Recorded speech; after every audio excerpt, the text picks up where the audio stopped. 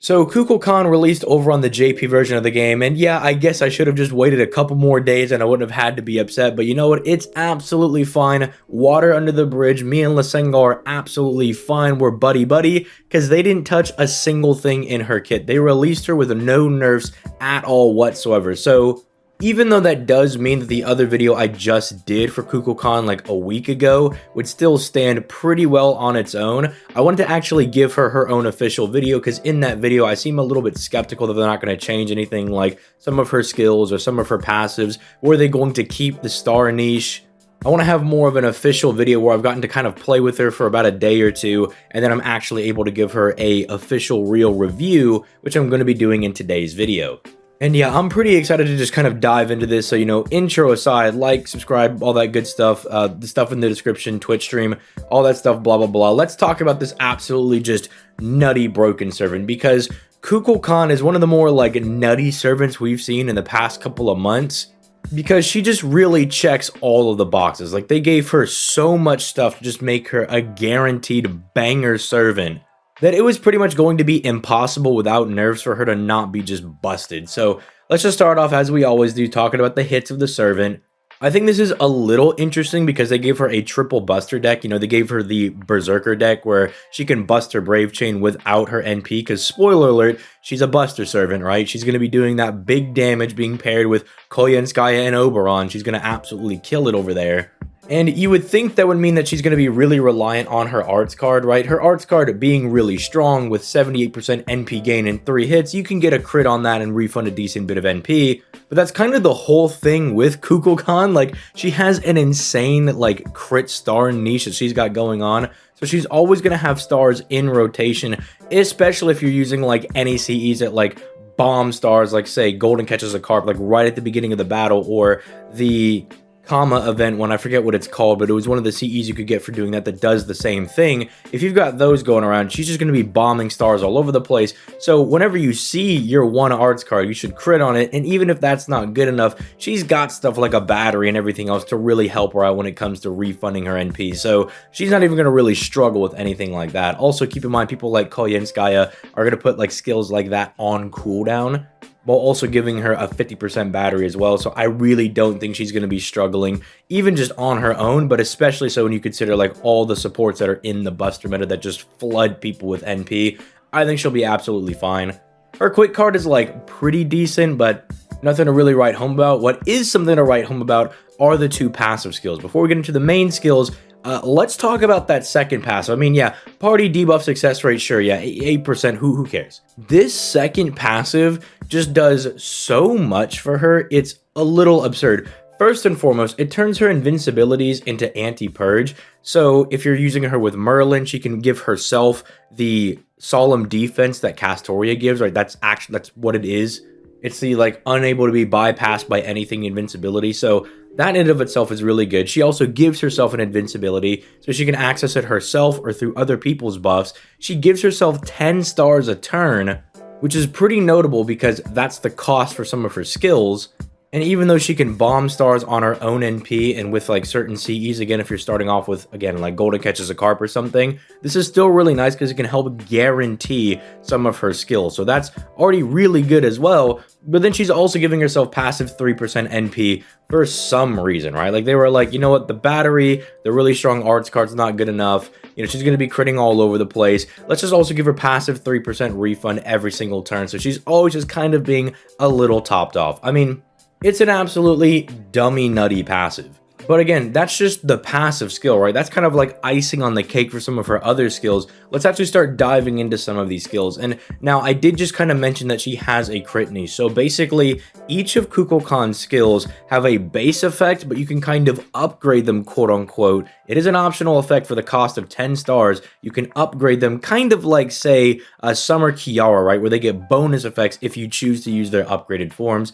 And for the most part, yeah, you're going to always want to do this, right? If not just always doing it 100% guaranteed as long as you've got the stars, because the upgrades on some of these skills are absolutely insane. Starting off with skill 1, At first glance, it's just her charisma, right? She's giving the entire party a 20% attack buff for 3 turns. She's increasing the party's critical attack resistance by 30% for 3 turns on a 5-turn cooldown. On its own, that's a pretty strong charisma, right? Again, I've also talked about how I really like when Buster Servants buff the party with offensive buffs, because people like Koyenskaya and Oberon can take advantage of that. Whereas like in art setups, I'd prefer them to give like an arts buff, NP gain, stuff along those lines, so your supports can actually kind of benefit from it. But because your Buster supports are pretty much all offensive servants anyway, it actually works out really nice. This is giving them a little bit of extra damage and is kind of making it to where you don't just get blown up by crits. So that's all fine and good. Like, it gives you some tankability and it gives you a little bit of extra damage. But then if you pay the cost, you just get a 30% free attack buff for Kukul Khan for 3 turns. Again, this basically means she can get a 50% attack buff for 3 turns on a 5-turn cooldown, which is absolutely wild. Like, that is stupid dummy nutty. That is a huge attack that, like, say, like, Kintoki gets the same attack buff, but he gets it for 1 turn, and that's it. It's why Kukul Khan is, like, what, the 3rd hardest hitting AoE Buster Servant right now. Now, if you look at, like, the damage charts and everything, they'll have her, like, really, really low. But that's because they're like, well, technically you could not have the stars whenever you're doing a farming setup, but keep in mind that double Koyenskaya provides you with 20 stars, and you only need, for at least that first wave, you only need 20 for her skill 1 and skill 3, because spoiler alert, that's where a lot of her damage comes from, so it is pretty much guaranteed every time you're going to be doing a farm. And this is just like her first skill, right? And it's just like you can tell that she's going to be doing massive, just insane amounts of damage. She has such good synergy with like her own supports because she needs the stars, but guess what? Koyenskaya gives her exactly 20, which is exactly what she needs between skill 1 and skill 3 to get her massive attack boost. Before we talk about skill 3, we gotta talk about skill 2. Now, this is one of those skills that I think is going to age very, very well, because just at baseline level, before you even upgrade this skill, it's a 50% battery, but for whatever reason, they made it targetable, right? And that's why I think it's going to age super well, because whenever, you know, we get someone even more nutty than Kukul Khan, right? We get the next just insano servant, right? She can at least still function as kind of like a support DPS, being able to give offensive buffs to other people, while also being able to give them a 50% battery. Like, it just gives you another angle of being able to use this servant. And this might even be a skill that you don't even really care about ranking up, because what you get for ranking it up, for paying the 10 stars, is you get 2 hits of evasion for 3 turns, and then you get sure hit or pierce evasion, whatever you want to call it, for the next 3 turns as well on a 6-turn cooldown. It's kind of like specific if you need the extra survivability, if you need the ability to pierce dodge, she's got it, but it's not something that you're really going to be going out of your way, I feel, to really go and get unless you really need it, right? Because you already get the 50% battery for free, which is super insane. But let me jump over to that 3rd skill because I really want to talk about this one, because it's also the reason that you may not even need to rank up for the extra dodges, because this invincibility over here on skill 3, remember, this is Castoria's like anti-purge, but instead of only being 1 hit, it's for a whole turn. Arguably better, arguably worse, depending on the situation, because maybe you only get attacked like 2 times and you got 3 hits of anti-purge, so you get to kind of like extend it for 2 turns. The hits can be better, can be worse, kind of depends on how much you're getting attacked. Still insane nonetheless, because keep in mind, the only way the enemy can really get around that is by just straight up removing the buff off of you. But then she's just giving herself 2 really strong free buffs, 30% buster damage for 3 turns, that's really good for her own NP damage. It's a multiplicative buff with her first skill because different buff types multiply into each other. And then she's also giving herself 50% crit damage for 3 turns, same crit damage buff that Waver gives, very, very solid. You're just going to be able to do very solid crits. And then if you pay the 10 stars, you're going to be able to get 30% NP damage for 3 turns as well, meaning you have 3 buffs that are all multiplying into each other, and you're just doing insane amounts of damage at that point. Because you have a 50% attack buff, a 30% buster buff, and a 30% NP damage buff all multiplying into each other. And also, you gotta remember that it being an NP damage buff, Oberon loves that, because Oberon loves it when people have NP damage buffs, because that's like his whole 3rd skill's gimmick, is buffing up how much your NP damage boost your actual servant. It's so insane. Like, it synergizes really well with Koyenskaya, because again, if you look at her normal damage when you don't rank up these skills, it doesn't look super good. Like, if you don't rank up the skills, the damage is kind of like mid, like it's not super great, but it synergizes so well because you only need 20 stars to start out, and Koyanskaya between both of their second skills will give you 20 stars. So you can immediately pay for both of those, so it is guaranteed. And when you get to the third wave, she also gives herself a pretty decent NP damage buff, and Oberon loves that. He can make her hit even harder with that. Like, it just makes her such an insane servant between all three of her skills. And I love when I see this like really good synergy between the supports and the actual DPS servant. It's like she was made for that team comp. I mean, there's even the fact that like Oberon and Koyanskaya don't really give you any survivability, so she gives herself like the best defensive buff in the game in Solemn Defense, and then she can also give herself double dodge in case she really does need it. It's just such a good designed servant between all three of her skills. Her passive also giving her 10 stars, because keep in mind, you go Koyanskaya's skill 2s on like your first node, right? You're going to use that anyway. You're able to get skill 1, skill 3, able to do insane amounts of damage. Then you auto regenerate 10 stars because of her passive. Boom, you can automatically get that pierce evasion and everything if you need it for the second NP. Because even if you're using her on like, say, a challenge quest or whatever, you break the first bar, they get a dodge or something, boom, well now immediately after firing your first NP and doing your first turn, you can automatically rank up your second skill, guaranteed, because of her passive. It's just so well designed. It is such a pristinely designed servant, and for whatever reason they decided to give her a broken NP on top of all of that. It is a 5-hit AoE Buster NP that has 2 special damage bonds on it. The first one is a 50% against threat against humanities. This in and of itself, I always talk about how I like when servants do kind of have this threat against humanity thing, because this tends to be a lot of the harder fights in the game.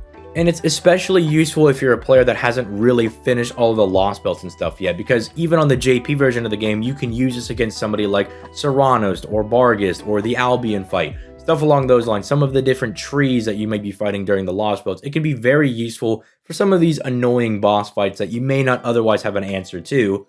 But I do like that they didn't really put a lot of emphasis on it, right? They only gave it like a 50% special damage mod because they were like, okay, that's not the important one. The important one is the Earth attribute, because this is a huge list of people that she can hit. Keep in mind, she's a foreigner, so she can basically fight any of these guys neutrally. Some of them super effectively if they're like berserkers or other foreigners, right? She can just absolutely trash them, but then it's enemies in general, right? So then you start looking at some of like the NPC or the mob enemies that you're going to be fighting.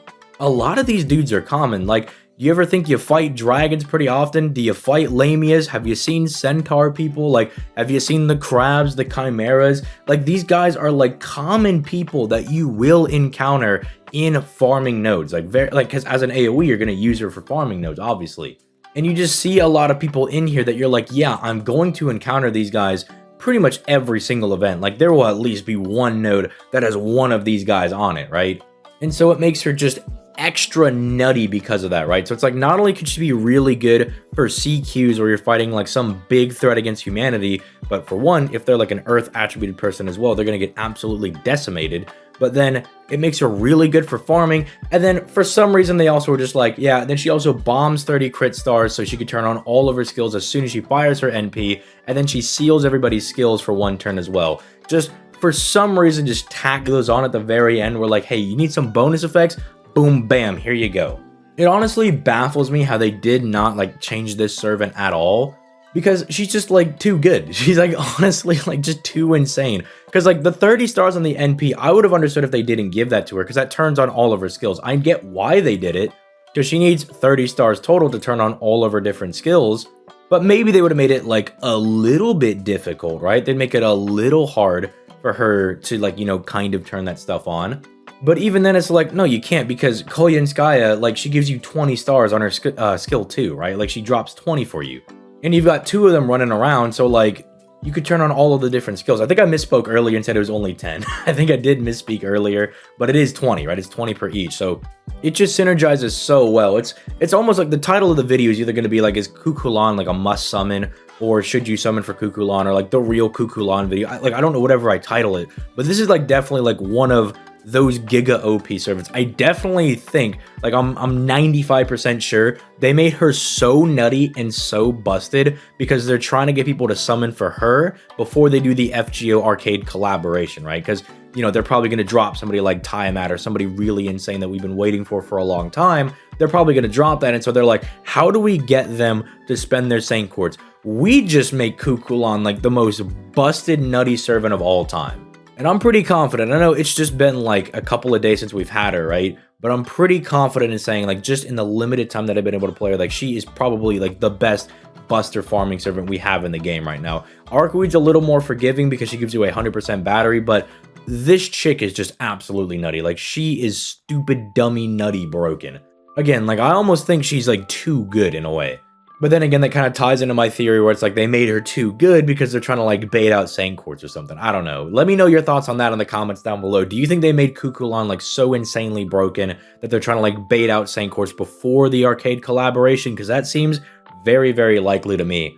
As far as whether or not you should summon for this servant or not, again, I would take a little bit of precaution because the arcade stuff is probably going to be very hyped if this is the direction they're going in, but you definitely can't go wrong summoning for this servant. Like, she's definitely insane. For perspective, you guys saw me summon for her. I already have Arcweed on JP, and I was like, nope, I got to go for Kukulkan. Like, she is dummy, nutty, insane, just broken in every capacity. Synergizes way too good with like the current buster supports. Just such a well-designed servant, such a really, really strong servant. Let me know your thoughts in the comments down below. I'll be really excited to read your guys' thoughts on where you guys think she stands in like the grand scheme of FGO, where you think she's compared to the other buster AoEs, but I think she's like the best buster AoE servant in the game. I think it's pretty definitive. I think she's pretty dang good.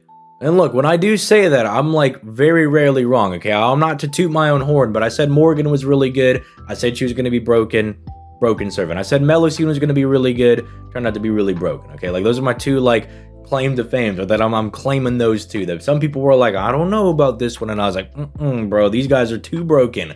Although sometimes I like to reserve a little bit of judgment because, you know, you read some servants on paper, and then you're like, oh, this servant's going to be, like, really good, and then it's like Bradamante, right? You're just like, oh, okay, they're kind of mid, actually, never mind. But Kukulkan, I'm very confident. I'm like Morgan Melusine confident that I'm saying this servant's going to be nutty, broken, maybe the best buster AoE in the game, and I'm standing by that. But yeah, I'm going to go ahead and get out of here. You guys have yourselves a nice day, and I'll catch you in the next video. Peace late, guys.